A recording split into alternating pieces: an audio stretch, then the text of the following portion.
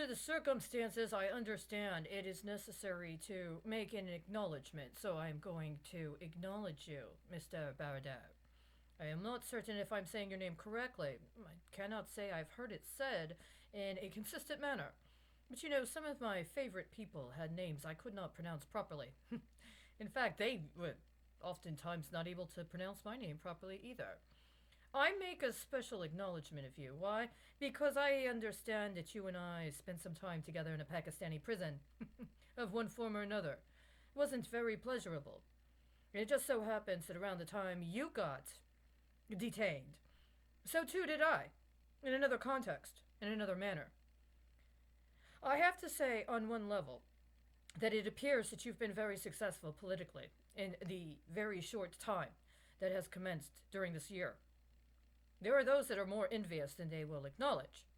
But I am also aware of the, well, options that were set up earlier in the year. I am not going to underestimate your strategic capabilities or your tactical prowess, so to speak, in understanding what others have done that may potentially be leveraged to your disadvantage. Sometimes a retreat or a withdrawal has significant value if enough time has passed and if things are able to settle in a certain manner. But there's also another matter of concern, and I understand this. There are those that are concerned that now that you and your colleagues have been put into a particular position of power, that there may be some sort of disaggregation of existing structures and or reassemblage of something that may portend a very unfortunate experience for people who, like me, are women, and were not able to be acknowledged in what would be considered the Western context of acceptability. It's compelled some consideration of what is actually an appropriate social norm, as well as a specific systematology around valuation, an understanding that presentations of concepts of extremism, or brutality, or that which is considered to be threatening to the livelihood of certain people is not valued in the same manner by other people. Other people will consider something to be commonplace or even a right that others would consider to be very brutal. For myself, I will say that I hope you take very seriously consideration of what you're hoping that the future of your families and your community have, as well as those who are with you. There is a lot that the people of your country have to offer, women included. I am hoping it is substantially more than mass production of opium that can be distributed to foreign markets, including the United States, so that it can feed into cycles of addiction in the United States that only exacerbate these pretenses that somehow human rights, or civil rights as they call it, is supposed to involve a priority access to things such as opium.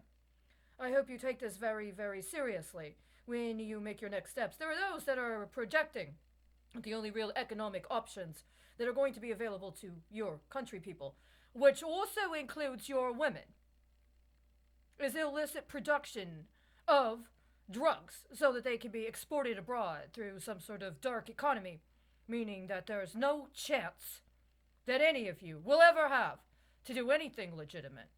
That all you can do is hope that the activists in other countries that are addicted to the drugs that you're manufacturing and distributing will somehow be able to change policy domestically to get you better market share, get you better pricing, maybe get you some exception as part of some sort of alternative to sanctions.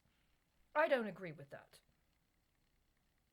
And as a result, I personally would be willing to reconsider conceptualizations of priorities, including priorities around determinations of what is considered brutality, what is considered statecraft, what is considered an appropriate manner of addressing trauma and harm that has been a result of occupation policies that have attempted to impose upon people standards of living and ways of being that are anathema to what they really hold dear. There's much to actually grow on. I was not supposed to be involved in any of the negotiations involving you and your country people hitherto, right? But that's not just exclusive to Afghanistan, it seems. There were many people that didn't get a chance for over 20 years, in some cases 30 years, in some cases 40 years. There are many people that still to this day have not gotten a chance. I understand that you may be uniquely disposed of a position to understand this in a way that others haven't.